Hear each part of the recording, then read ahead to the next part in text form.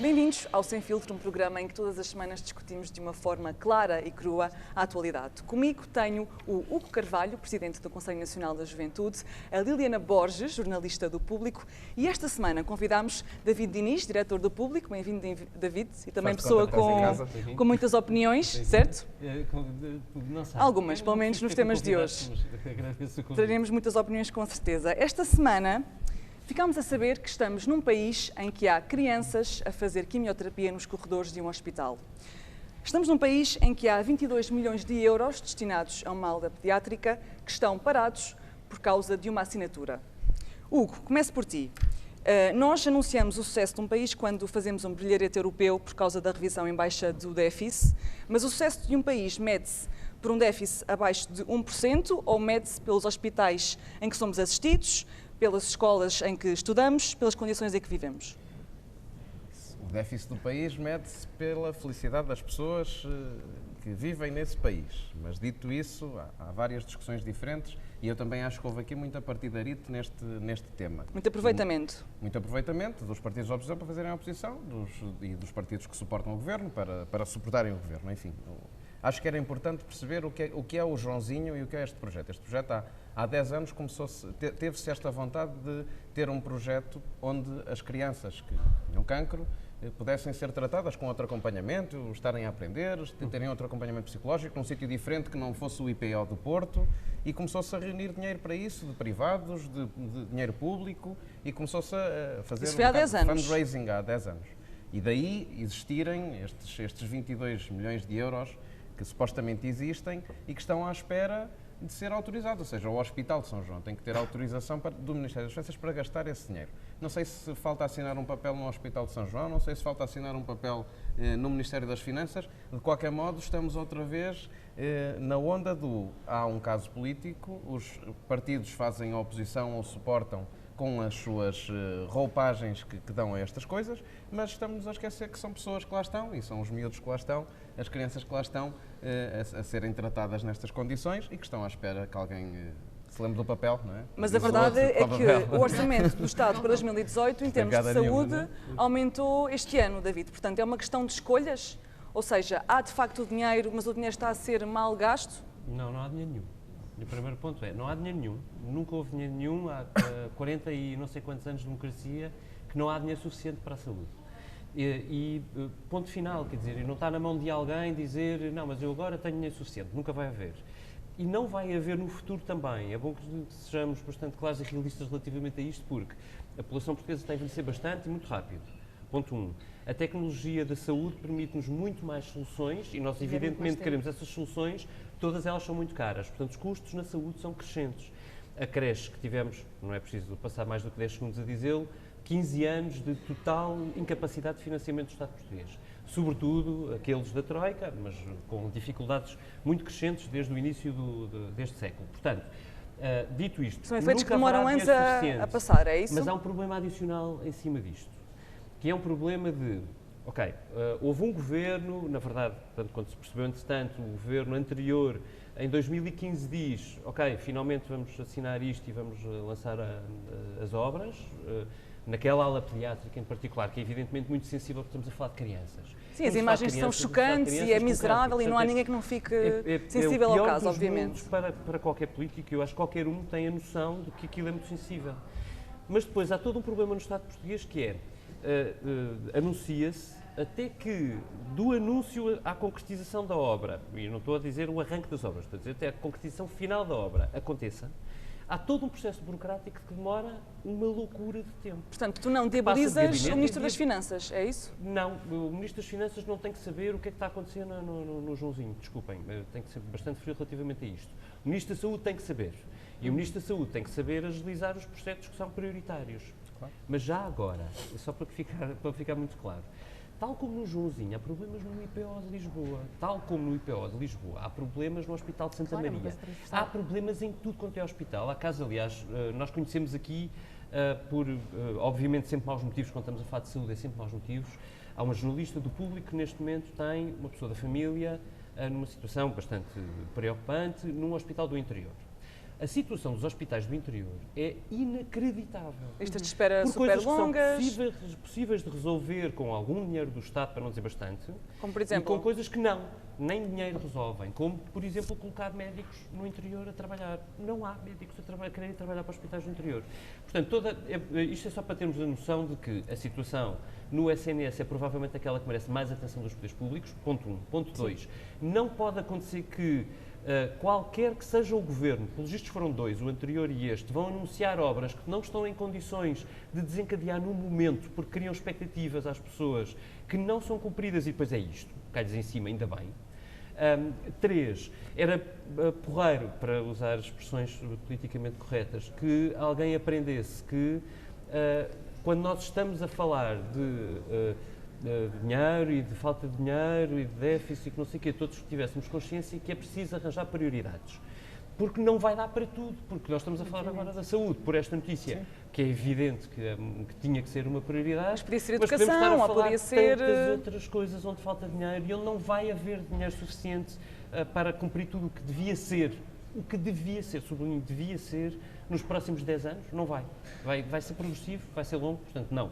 A resposta é não diabolizo Mário Centeno, acho que ele está a fazer o trabalho dele, acho que o Ministro da Saúde tem que fazer o melhor dele também. Liliana, é uma questão de escolhas para ti ou que soluções é que apontas para isto? O David estava aqui a dizer que não há dinheiro, mas, por exemplo, em 2007 o Governo veio falar que tinha feito uma poupança de 179 milhões de euros no CNS.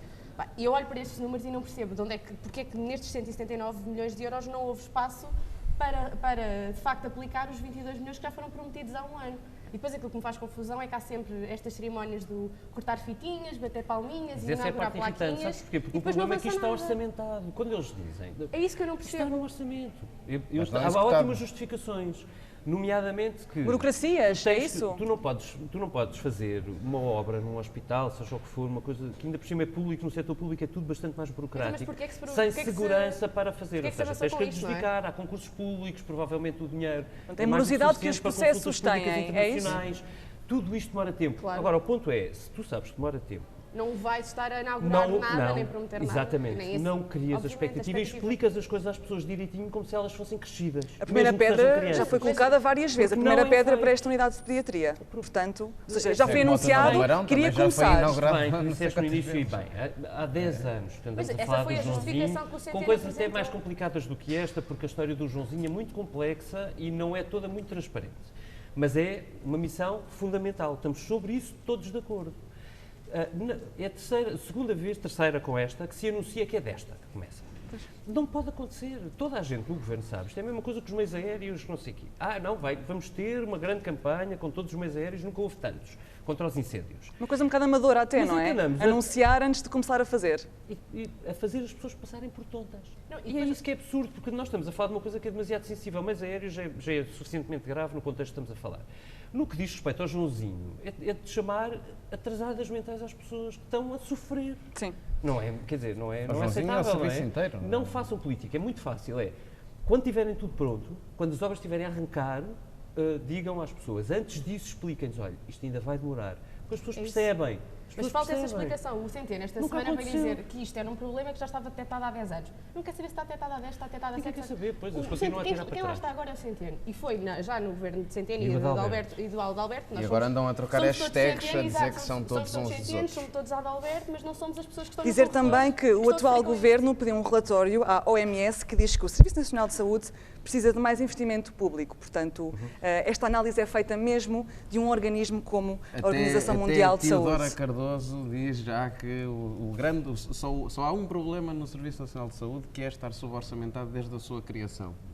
Estava aqui a recuperar, 2016 são 9 mil milhões de euros, 2017 9.400, 2018 prevê-se 9.800 milhões de euros e se calhar precisava de 12 ou de 13 e depois não dá para tudo, depois contrai-se dívida nos fornecedores, depois a coisa atrasa, depois atrasa. Estamos neste contexto e é importante que se diga sim, o SNS precisa de dinheiro e precisa de investimento, não há nenhuma dúvida, ninguém, nem o mais liberal dirá o contrário, mas ainda assim o SNS, portanto o sistema de saúde português público é dos melhores do mundo. Mas enquanto houver casos destes, é preciso melhorar. Mas avancemos agora para a educação, com uma notícia que saiu esta semana, que aparentemente é bem vista pelos alunos do ensino secundário, que vão ter descontos em exames de Instituto de Línguas. Ou seja, um aluno que esteja no 11º ano e que tenha aulas de inglês, de francês na escola, terá um desconto de cerca de 50% se quiser fazer um exame no Instituto de Línguas. Esta medida foi bastante criticada pela FENPROF, claro, porque, no fundo, o que eles dizem é que o Estado está a assumir que o ensino de línguas na escola pública é, de alguma forma, mal feito, tanto que precisa de um certificado exterior. Liliana, se tu fosses neste momento aluna do ensino secundário, vias com bons olhos esta possibilidade de poderes fazer um exame no instituto fora da escola? Sim, porque eu para fazer um exame que não foi esse, foi outro, tive de estar a trabalhar um mês para conseguir pagar esse exame, porque os meus pais não tinham possibilidades de nos dar. Mas tiveste inglês na escola e tiveste línguas na escola. Também tive francês. O que é que eu sei de francês hoje? Sei para aí 10 palavras. Porque tive um péssimo professor. É bom saber. Mas é verdade, tive 3 anos de francês. Tive 3 anos de francês e não sei nada de francês. E atenção, eu tinha 5 na nota de final do período, porque lá está. De 0 a 5. Estamos a falar até o 9º ano. Okay. No ensino até o 9º ano. Portanto, achas que de facto o ensino das línguas nas escolas não é feito de forma tão boa como no Instituto? É isso? De todo. Dito isto, também tive excelentes professores. Daí o meu inglês eu considerar que ser mais confortável do que o francês, Sr. Diretor. No entanto, se eu quiser candidatar, que foi o que aconteceu na altura, se eu me quiser candidatar a um mestrado internacional ou a uma empresa internacional, não posso chegar lá e dizer, olha, eu não tenho aqui nada que certifique o meu inglês, mas acredita em mim quando lhe digo que a minha professora dizia que eu era a melhor da turma. O meu 20 ou o meu 19 no ensino secundário não vale nada se eu me quiser candidatar a alguma coisa internacional ou que tenha uma exigência, que tenha uma nivelação internacional. E acho que é de uma arrogância enorme e de um complexo de inferioridade que eu não compreendo os professores verem isto com maus olhos. Porque, quer dizer, não estão a pensar nos alunos, que devia ser o foco principal deles. Estão super ofendidos a achar que, ai meu Deus, isto aqui está a pôr em causa o nosso trabalho. Pá, quando não é nada disso que está a discutir. Corporativo. É verdade, é corporativo, mas estamos a falar do sindicato. Deixa-me só, eu acho que tu tens toda a razão. Os professores não são a FENPROF e a FENPROF não são os professores. Mas lá está, volta ao mesmo. Podemos discutir isso. Mas antes disso, é um facto, a FENPROF é um sindicato cujos dirigentes são remunerados para representarem os interesses da corporação. Dos professores da FENPROF. Portanto, mas eu não percebo onde é que aqui os interesses dos professores são... O que eu não percebo é como é que isto demora tantos anos até acontecer. Porque quem decide não é a FENPROF. Portanto, certo. O ponto é, ok, a FENPROF é criticável, é uma posição corporativa, virada, e acho que tens toda a razão. Não estão a pensar nas pessoas que não sejam aquelas que eles representam. Mas elas estão efetivamente a cumprir a sua missão. Quem está no governo e quem tem que fazer isto, e podia estar a falar deste, do anterior, do anterior a esse, claro, é que não fez. E só agora aparentemente está a acontecer. Mas são coisas diferentes. Uma coisa é o ensino das línguas que continua a ser feito na escola. Outra coisa é um exame. Esse exame a escola não proporciona. Portanto, como é que isto pode ser criticável? Como é que achas que isto pode ser criticável? É este exame em particular.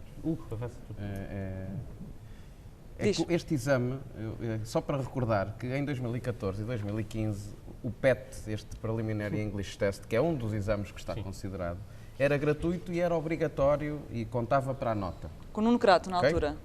Depois, quem quisesse o certificado, eu fiz uma pesquisa rápida, este aqui particularmente eu encontrei à volta de 100 euros, mais ou menos. E portanto, quem quisesse depois ter o certificado, que era facultativo, podia pagar 25 euros qualquer aluno, se tivesse ação social pagava 12,5 e se tivesse um escalão mais, ou seja, se fosse mais necessitado, então não pagava nada pelo certificado. E este governo suspendeu a medida em 2016 para avaliar. Agora, e é isso que me interessa... Suspendeu o protocolo e a avaliação porque eu já estava contratado para Exatamente, e o IAV agora, eles até vêm, o IAV até disse que não faz só com o de inglês, mas faz com outros para certificação internacional e isso é importante. Será o Goethe também, o Instituto Francês e o Cambridge, são os 3 institutos que estão contemplados. Também acho que sei, eu vi numa notícia qualquer. Dito isto, eu acho que, e FENPROFs fora, o que me preocupa aqui são os alunos que têm dificuldades, porque se antes o exame era gratuito e quem não tinha dificuldades podia fazer o exame, agora no máximo tem 50% de desconto e paga a outra metade se quiser. isto é o que eu acho que está menos bem pensado deste ponto de vista, porque há sempre formas antes de toda a fazer gente exames. tinha acesso. Trabalhas não é? e esforças-te à forma de o fazer. Mas agora não percebo toda esta contestação quando há a possibilidade de facilitar o acesso a ele. É isso que para mim Foi um prof que contestou na altura por causa de terem que vigiar os exames, agora contestam porque, porque é um atestado de incompetência ao ensino de línguas em Portugal que também não cola, porque isto é um certificado internacional para ser reconhecido internacionalmente, que a nossa escola não faz. Pelo contrário, o Ministro da Educação diz até que o objetivo é que os alunos possam enriquecer o seu currículo e que estes protocolos vêm a garantir o reconhecimento externo da qualidade da formação que a escola pública confere. E aí Portanto, razão, no fundo é que os alunos levem o seu conhecimento, para ser, no fundo, analisado por um instituto e depois ser reconhecido. Mas passemos agora para o Sporting. Já há algumas semanas que sabemos que o futebol é um jogo que se joga mais fora das 4 linhas do que propriamente dentro das 4 linhas. A confusão no futebol tem um rosto, tem um nome, e esse nome é Bruno de Carvalho.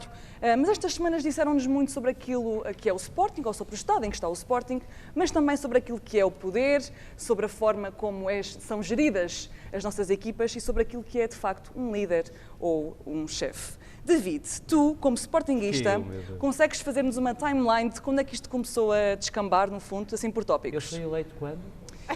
Ele foi eleito, isso não sei, tu é que és sportinguista, não sou. Eu não tenho, portanto, tento esquecer-me. Mas foi a partir daí. Eu devo recordar que o David, só uma nota de rodapé, e para introduzir a sua opinião, o David escreveu um artigo que se chama Sporting Clube de Pyongyang. Portanto, aqui uma referência bastante democrática, não é, e David? que acabou por... Bem, enfim, já lá vamos. Ponto 1, sim, portanto, declaração de interesse, eu sou sócio do Sporting, sou sócio do Sporting Clube de Portugal desde que tenho 3 anos, porque a minha mãe não deixou que os meus avós me inscrevessem aos 0. E, portanto, sou com muito gosto.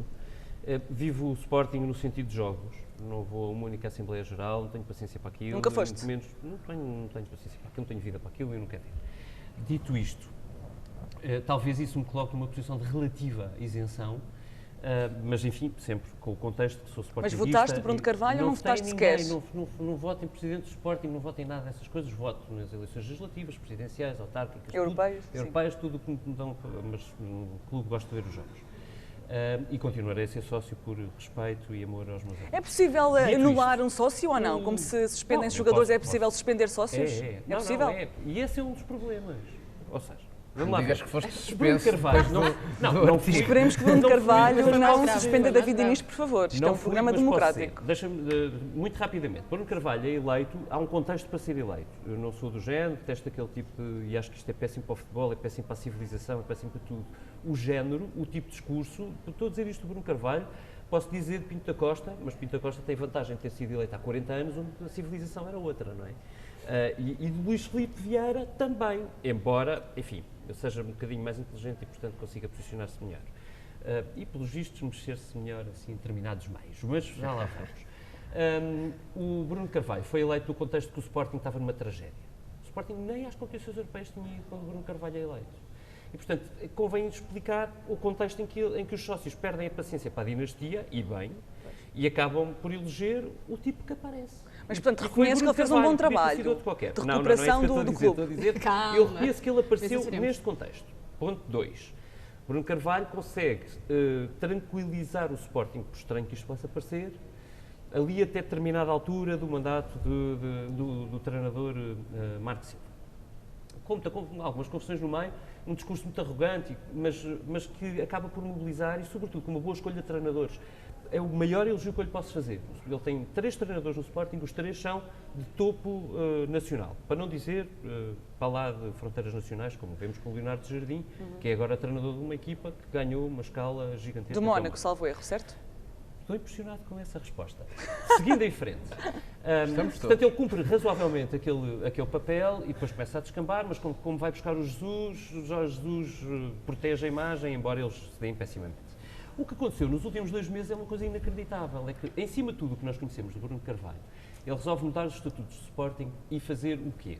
Dizer, não, a partir daqui, eu, presidente da direção do Sporting e a minha direção, passamos a ter controle sobre os processos disciplinares no clube.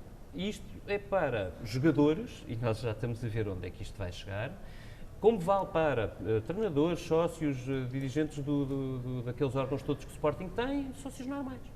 Portanto, sim, o Bruno Carvalho, no limite, pode meter na cabeça que eu sou um tipo que diz mal do Sporting e, portanto, ele não gosta, propõe à direção dele que o David Inês seja suspenso de sócio e deixou de haver 3/4 dos sistemas de controle interno dentro do clube que permitam anular a decisão de um presidente que é maluco e que acha que o clube é ele.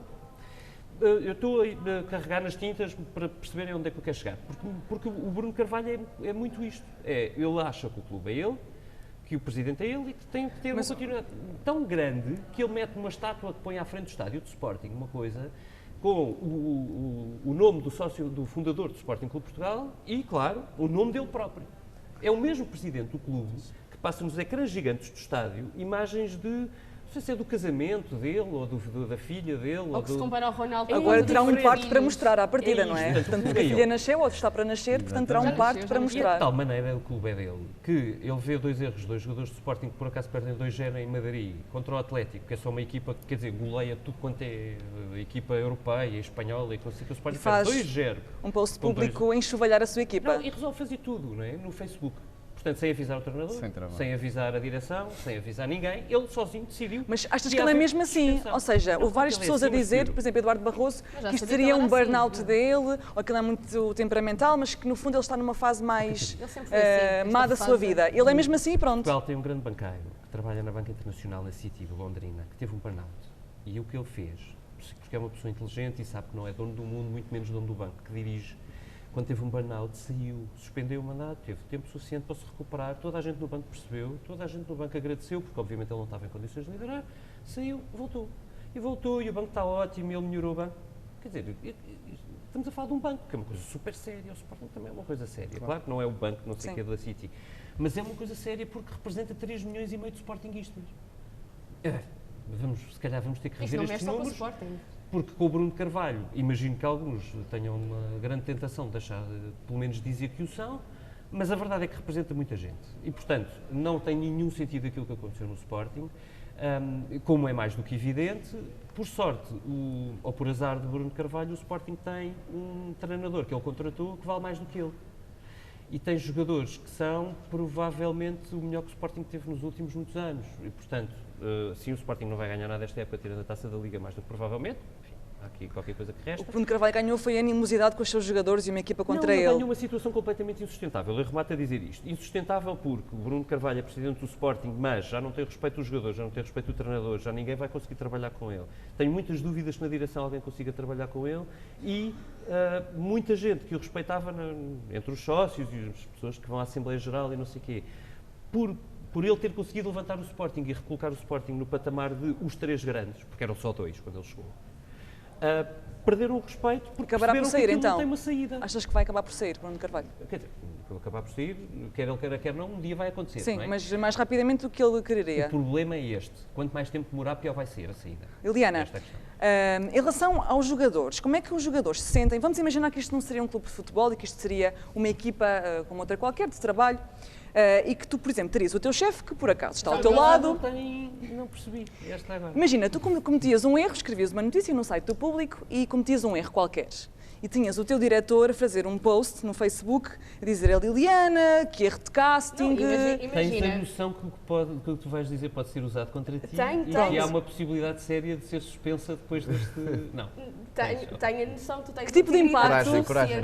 Não, agora, Que tipo de impacto é que isto teria em ti? Ou seja, como é que um chefe acha que é normal e que é um processo, como ele diz, que estamos a falar de factos, porque eles tiveram mais prestações e, portanto, são factos. Como é que uma pessoa, que é o alvo desses factos, se sente quando chega a um meio como o Facebook e se vê enxovalhada daquela maneira? Estás a dizer tudo quando falas em chefe e não falas em líder. E os primeiros a fazerem esse apontamento foram os próprios jogadores no comunicado e na posição que assumiram, em que dizem que falam justamente da capacidade de ser... Não, e falam desta capacidade e diferença do que é ser um chefe e o que é ser um líder. Qual é a diferença então para ti?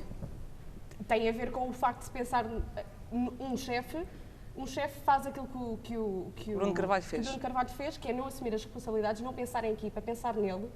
E um líder olha para os resultados, resolve as coisas internamente, não é achincalhar. E apoia, claro, não é? e apoia, Puxa para cima. E vai falar com as pessoas onde tem de falar com as pessoas. Era a mesma coisa, imagina, o David agora está aqui, ele não precisava de ir para o Facebook, se ele agora aproveitasse o programa para me estar a criticar, para criticar o meu trabalho do último ano ou da última semana, coisa que eu sei que ele não vai fazer, não só porque é uma pessoa com integridade e sabe que isto não é local para isso, como também não tenho nada para apontar de errado no meu trabalho. Com certeza, passemos à frente. Portanto, isto é um problema maior sobre a gestão de uma equipa, no fundo. Não diz respeito apenas aos sportinguistas. Porquê? Porque assim, o futebol move milhões de euros e move milhões de pessoas. Eu não sou uma fã de futebol, mas estou aqui a falar disto. Porquê? Porque isto me afeta. Porque eu não consigo conceber como é que alguém com uma dimensão ou com uma plataforma tão grande para ser ouvida, que é o Bruno Carvalho, e o futebol é um dos assuntos mais transversais a todas as gerações, tem um impacto nas gerações mais novas, na imagem que isto passa, em que é aceitável que tu culpes os outros por erros que também são teus, ou que humilhes assim desta forma, e que uses uma linguagem populista, de ditador, que diz o que é que tu podes ler e o que é que não podes ler. E toda esta personagem do Bruno Carvalho, que nós até achamos alguma piada, não é? Deste palhacinho, acaba por perpetuar a presença dele, porque vamos achando piada, principalmente nós que não somos do Sporting, vamos achando piada a isto.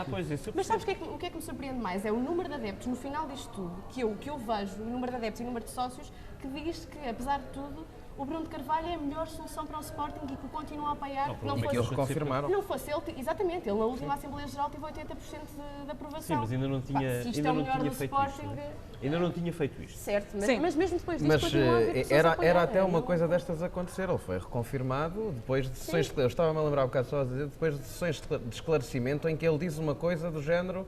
Parece que as pessoas ainda não perceberam o que é a democracia, que a democracia é vocês votam para eu mandar em vocês durante 4 anos. Depois daqui a 4 anos o clube sou eu acho que o Bruno Carvalho nunca foi outra coisa. Agora, isto é até perigoso em termos políticos, ou seja, é muito perigoso, se fosse, por exemplo, um ministro ou um primeiro-ministro a fazer isto, seria condenável por toda a gente. Mas como é um presidente de um clube, nós até achamos alguma graça. Como é óbvio, isso deve nos fazer pensar se, de facto, quando nós dizemos que a nossa democracia ainda é nova, se não temos no futebol, e eu não acho que a violência no futebol seja só o Bruno de Carvalho, mas deve-nos fazer pensar se a nossa democracia não está de facto muito nova e se não temos no futebol às vezes essas evidências, porque o Bruno de Carvalho faz isto de forma aberta. Eu não sei se ele algum dia foi outra coisa, esta coisa do Sporting que sou eu, um clube da cidade de Lisboa que já há muito tempo devia ter uma praça José de Alvalade, não é? Que a cidade já lhe devia isso há muito tempo, tinha que pôr o nome dele ali ao lado do sócio fundador, como o David disse há bocado, e esta cultura de poder que existe no futebol, como o David há bocado também estava a dizer, no Benfica, do acesso do Vieira a outras coisas, e até do Benfica constituir um grupo de advogados pagos pelo clube para defender os erros de uma pessoa que uma pessoa fez no clube. A cultura de poder que nós temos aqui, esta clubização da política que nós vemos no futebol, com estas pessoas a serem reconfirmadas com um discurso, como foi o discurso do Bruno de Carvalho na Assembleia Geral, a dizer: eu estive ao vosso lado e agora peço que vocês estejam ao meu lado e me reconfirmem. É uma coisa... Ele exige. E nós já vimos isto na história, e ainda bem que agora atacou as pessoas certas, que foram os jogadores, para ver se isto abana, porque ninguém queria ver isto. E alguém já disse que foi ele próprio, sem filtro, que o rei vai nu. Sem filtro, exatamente. Sem filtro e sem alguma dignidade até. Mas vamos agora ao nosso último momento, que é o momento em que cada um dos nossos convidados traz uma notícia para comentar. Tem que ser mesmo num tweet. Liliana, podes começar?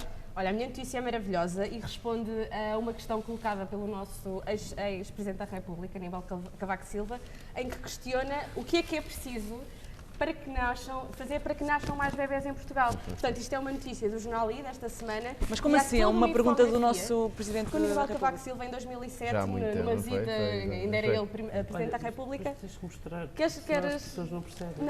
Perguntou o quê?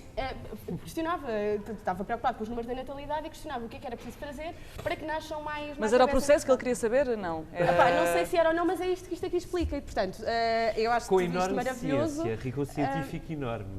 Acho isto aqui maravilhoso. Portanto, menino, eu vou só ler. Explica o que é que tens de fazer. Mas isto tem receitas, é? Tem receitas e depois diz, faça a magia acontecer na posição de missionário, mas depois é logo metáfora, até ponha-se de quadro.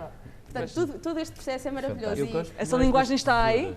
Ponha-se de quatro, está escrito. Ponha-se de quatro, está aqui escrito, encolher, evite ficar por cima. Depois diz ainda que... Como alimentos ricos em potássio. Se quiserem meninas, tomem banho antes de se meterem na cama ou noutro sítio qualquer onde quiserem tentar fazer bebés. Pronto, e depois é toda, dê-lhe café antes de fazer sexo. Não percebo porque é que tu ligaste isto ao Aníbal Cavaco Silva. Porque essa é a pergunta, é o título, começa por aí. potássio. O que é preciso fazer para que nasçam mais crianças em Portugal? Aliás, eles justificam isso logo aqui. Não parecia. Pronto, eu acho isto... Aqui está um exemplo de tempo investido, enfim, em coisas que poderiam ser evitadas, talvez, não sei. David Diniz. Como assim? Achas que isto ia ser evitável? Não, acho que perder tempo a escrever um artigo desses e a fazer uma infografia dessas... Qual é que é a base disto? Não sei quanto tempo é que eles demoraram, mas... estas notícias, sabe? Pois, portanto, também estamos a dar espaço... E depois tem assim umas coisas para elas. recortar e eu estou impressionado porque ainda não foi recortado. Eu não estou interessada em fazer bebês, não sei. David Diniz, como diretor do Público, diz-nos que notícias escolheres. Eu ia mostrar porque eu trouxe aqui um jornal e tinha aqui uma tentação de falar sobre o Rio, mas não. Tirei uma fotografia porque tive que partilhar isto com amigos meus, porque este é um fim de semana de clássico, não é? E eu sou do Sporting, mas quer dizer, gosto de ver o Benfica-Porto. Mas gosto ainda mais de ver este senhor que vocês veem aqui, vou tentar fazer um close-up só para vocês perceberem. É o chamado Bruxo de Faf. Ora bem, e o que é que o Bruxo de Faf fez? O Bruxo de Faf foi ao Estádio da Luz, aparentemente a pedido da direção do Benfica, que é uma direção também ela bastante, bom, como dizer... Podes acabar a frase, ok. Eu vou citá-lo.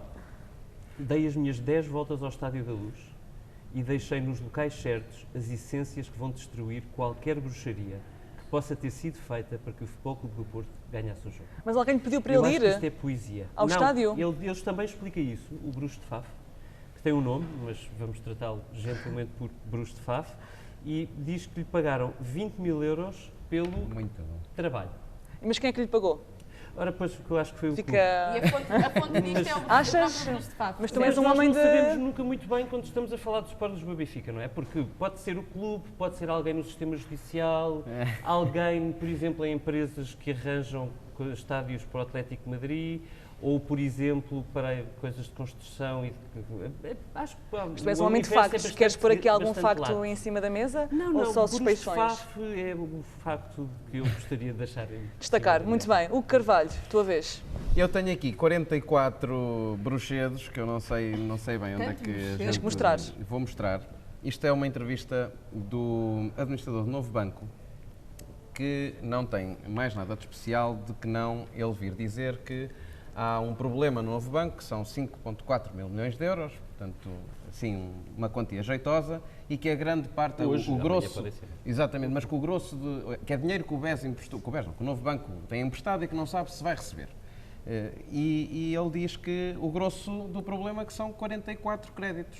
E, portanto, o meu ponto o primeiro é a forma como se fala nisto, porque eu até o vou citar, e ele diz: o mecanismo de capital contingente depende das perdas e dos rácios de capital. Portanto, tens que explicar isso em português. Isto é a resposta à pergunta se entendível. O Fundo de Resolução vai meter dinheiro nisto. Portanto, se nós vamos ter dinheiro nisto, ele diz isto.